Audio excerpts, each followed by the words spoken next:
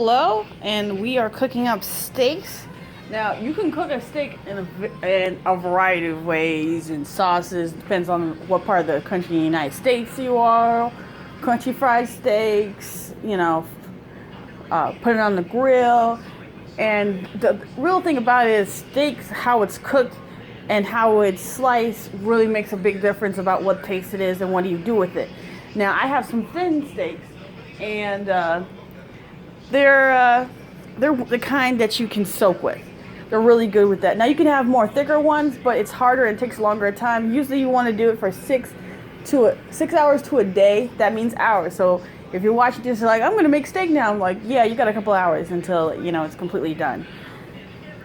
And what I did is, let's move over to here. Is that I use Worcestershire sauce,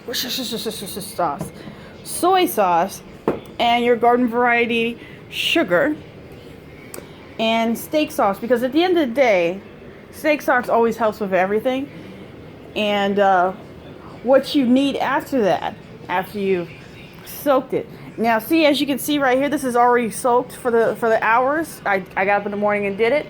Is that you smush it all around, and you keep the liquids to this point where it's semi-covering, because at the same time you don't want to have it where it's, I would guess you could say you don't want it where it's too much of a good thing, because the taste and everything else changes. But the most important thing is that it's completely defrosted, and when you put it in, it's not like blood coming out of everywhere, because that's a problem, because you are putting it in the refrigerator and bacteria can grow.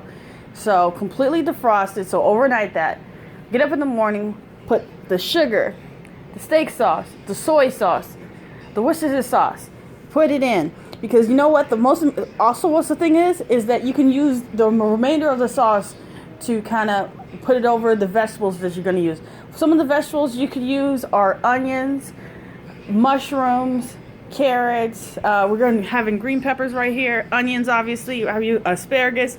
You can use a variety of things. There's actually in supermarkets, you can buy it.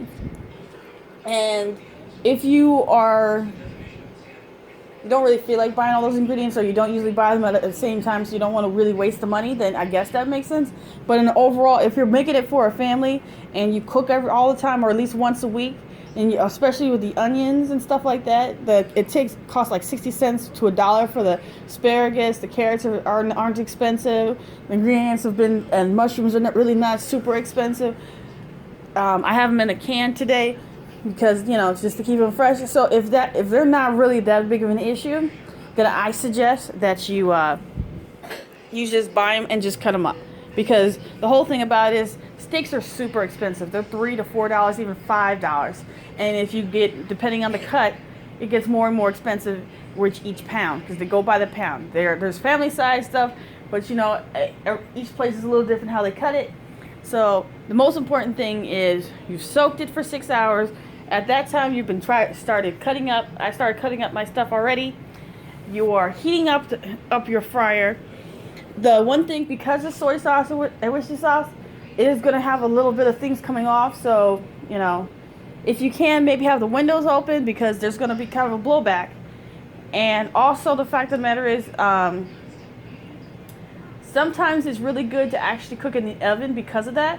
The only problem about it is, if you don't have something big enough to really hold everything, it's going to drip, and those things, they're semi-hard to clean. So it's all into what do you think you should be doing.